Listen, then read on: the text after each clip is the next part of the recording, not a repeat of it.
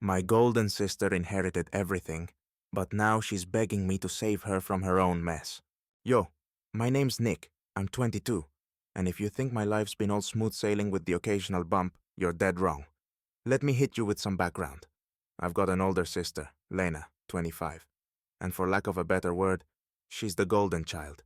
Pretty, smart, the kind of person you'd want your kid to be. Meanwhile, I'm over here just trying to keep my head above water. Working shitty jobs, dealing with rent that's basically a monthly hostage situation. We were close once, but that was before the whole inheritance mess showed up. So, here's where it gets fun. About 6 months ago, my mom drops dead of cancer. And no, it wasn't some long, drawn-out thing where everyone kind of saw it coming. Nope. One day she was fine, the next day she was gone. And let me tell you, it hits like a punch to the gut when you don't even get a heads up. Anyway, that's when the chaos started. So, mom dies, and bam, the will gets read. What's that? Lena gets everything? Cool. She inherits the house, the family business, the cars, the dog, everything. Meanwhile, I'm sitting here with a couple $1,000, barely enough to cover my rent for the next month. And you know what? At first, I didn't even care. I was like, hey, Lena's been busting her ass. I can't even blame her for getting the goods. But then, holy shit, things started getting weird. I'm watching Lena on social media, posting pictures from every corner of the world. She's vacationing in Bali, buying designer shit like it's her birthday every day, living like she won the goddamn lottery. And here I am, looking at my empty fridge, wondering how I'm gonna make it to payday.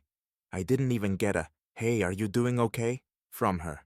Not once. It's like I didn't even exist. And our dad?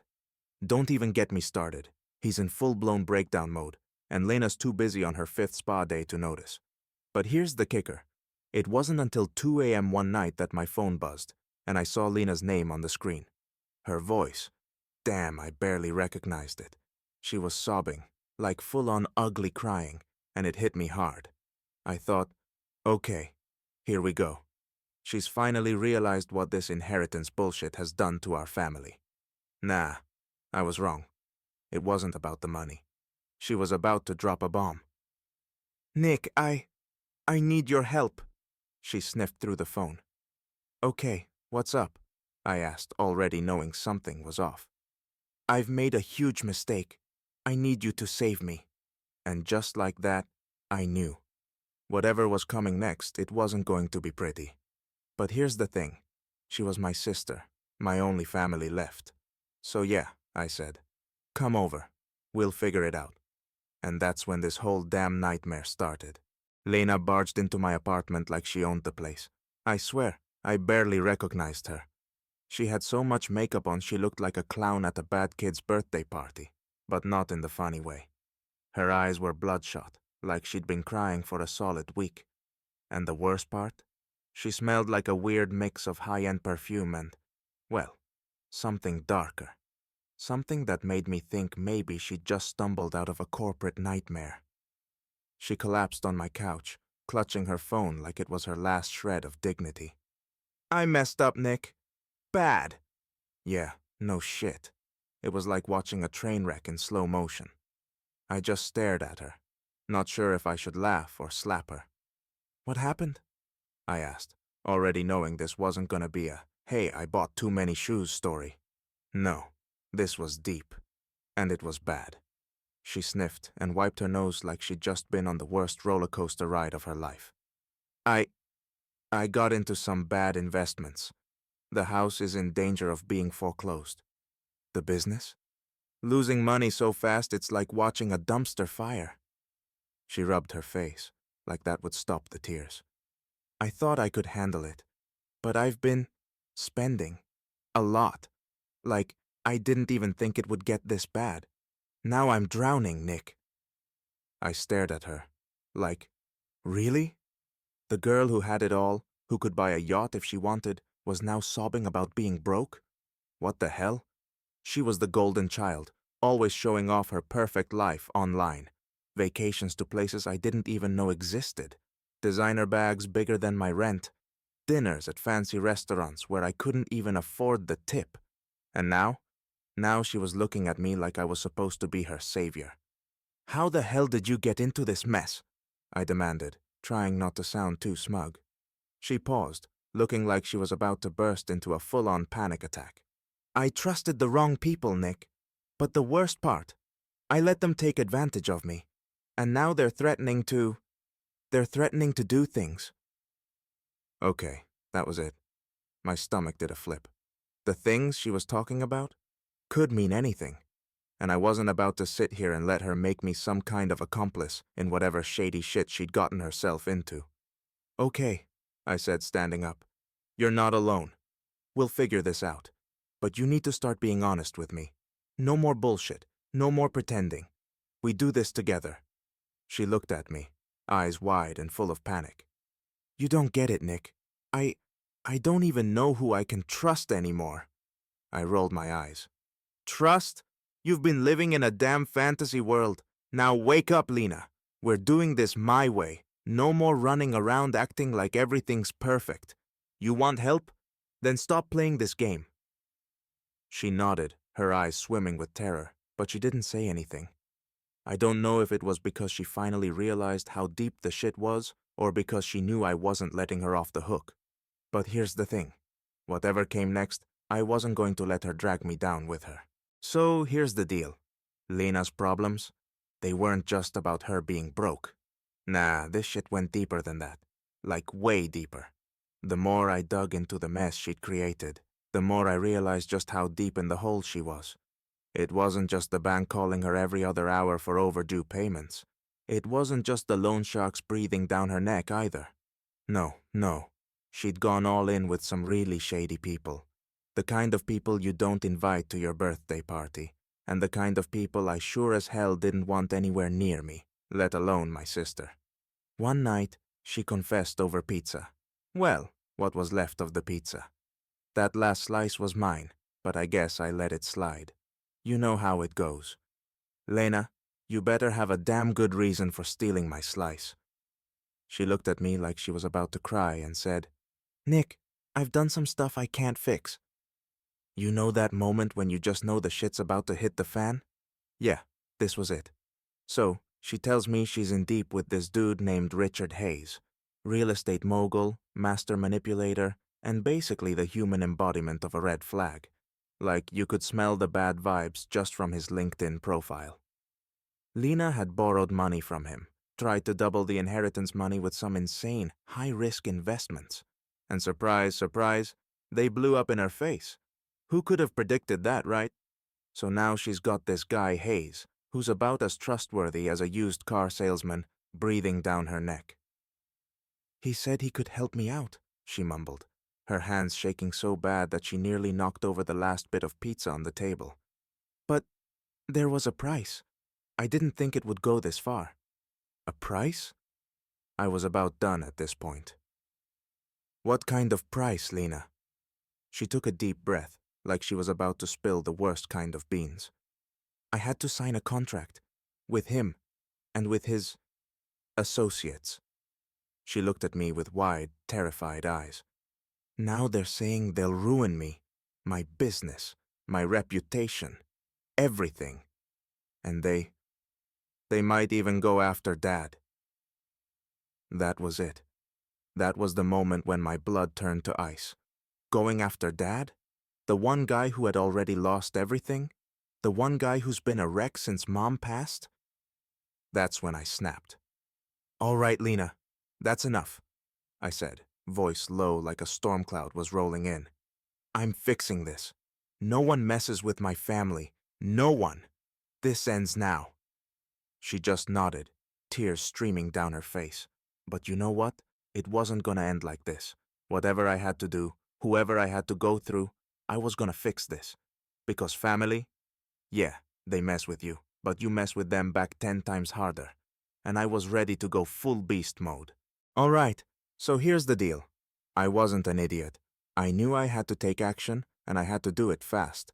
But there was no way in hell I was going to walk into some swanky office downtown, throw a couple of punches at the first guy who looked like he'd been born in a sketchy alley, and expect to walk out victorious.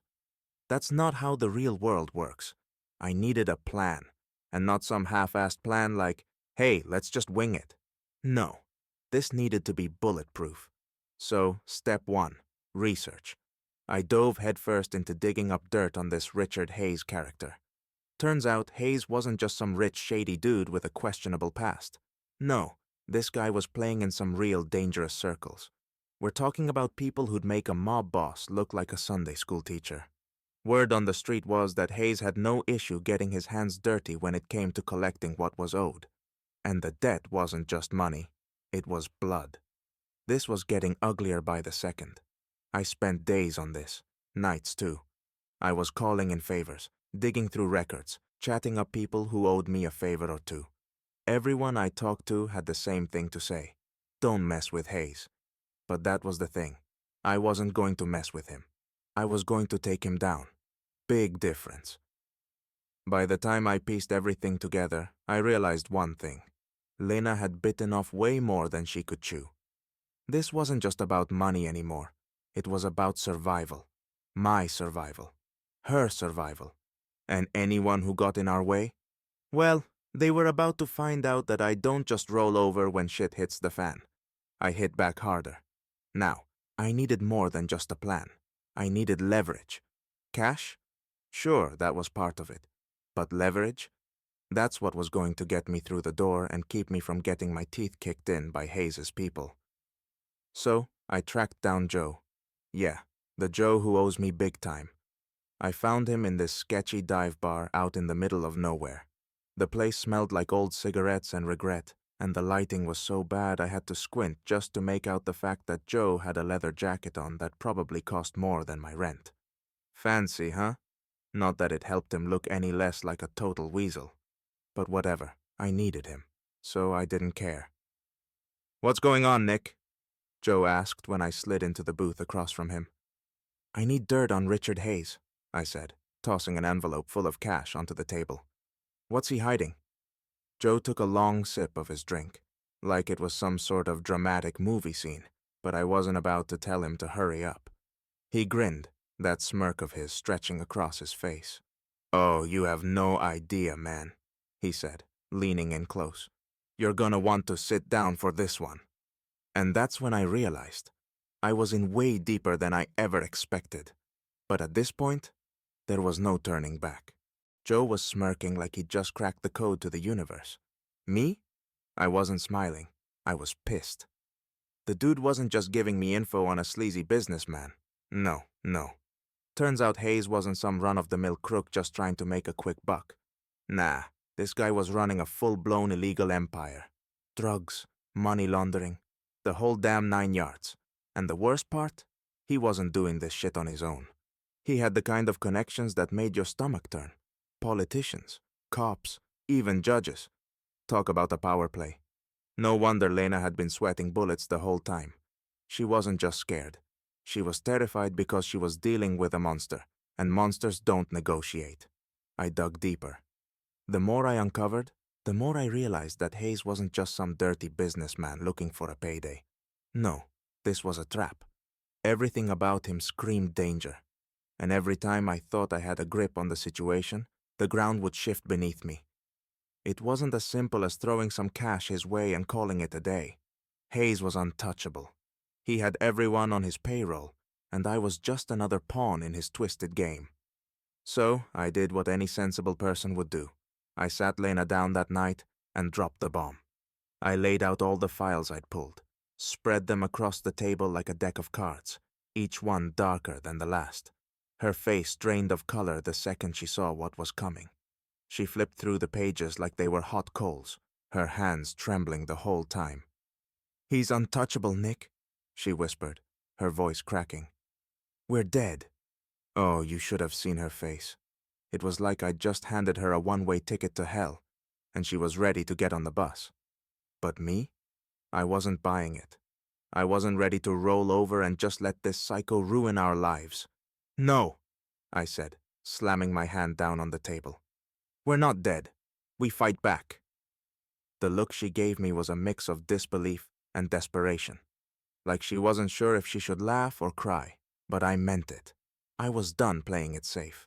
This wasn't about saving money or keeping things under the radar anymore. This was about surviving. And I had a plan. It was a dangerous plan. No sugarcoating it. It was risky as hell, but what the hell else was I supposed to do? Sit around and wait for Hayes' goons to show up at our door? Hell no. I wasn't going down without a fight. I didn't care how deep I had to go, who I had to step on, or how messy things got. The more I learned about Hayes, the more I realized one thing. This wasn't just a business deal. This was war, and I wasn't about to let him win. You ever have one of those moments where things are so fucked up that you just stop for a second and think, nope, this can't be real? Yeah, that's where I was at. I thought it couldn't get worse. Lena's been a train wreck. I've been digging my heels in. But it wasn't until that moment that I realized things were about to spiral into another dimension of hell. I walked into her place, ready to lay out the next steps of our rescue mission, only to find out I'd been played. By my own damn sister. That's right. Lena had gone and made a deal with Hayes behind my back. She thought she could get out of the mess on her own, without me, like she was some damn superhero who didn't need backup. And when I confronted her, oh, she had the nerve to shout at me like I was the one who'd been reckless. "Nick, you don't understand!" she screamed, her voice cracking like she was about to fall apart. "I was trying to save you. If I don't do this, they'll kill us both." Save me? I was losing my mind. "You sold us out? After everything?" I couldn't even believe my own ears. She'd gone and done the one thing I never thought she would. Stabbed me in the back for a quick way out. She'd sold us out to Hayes, thinking it was her way of fixing things. "You think that was gonna fix it?" I snapped, pacing around the room, throwing my hands up in the air like some kind of emotional wrecking ball. "You just handed him everything, Lena. You handed him our lives. For what, a fucking get-out-of-jail-free card?" She tried to justify herself, spewing all this crap about how she didn't want me involved, about how it was too dangerous. Bullshit. I didn't want to hear it. I didn't want to hear her explanations or excuses. She'd already crossed the line. And once you cross a line like that, there's no coming back. It was over. But then, right when I thought it couldn't get any worse, it did. Just when I was about to walk out the door and leave her to deal with the mess she'd created, she dropped a bombshell. "Nick," she whispered, barely able to get the words out. "You don't know what they're really after. They're not just after money. They're after us." What the hell did that even mean? I froze. "What do you mean, after us?"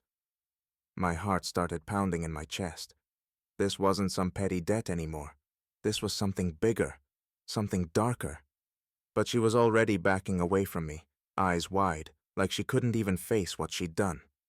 "Nick," she said, voice trembling. "It's too late. They won't stop until they've got everything. They'll ruin us, tear us apart, and it's already too far gone." And that was the moment I realized that my sister, the one person I thought I could trust, had just dragged us both into something we couldn't escape.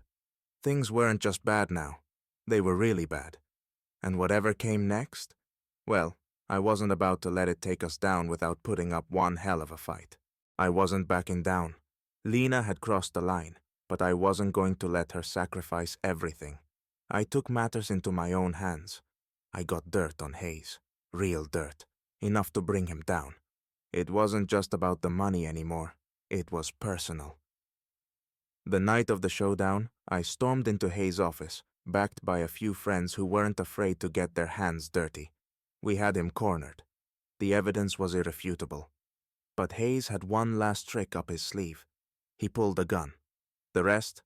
Well, it was a blur. But when the dust settled, Hayes was in cuffs, and I had Lena, shocked, crying, but alive.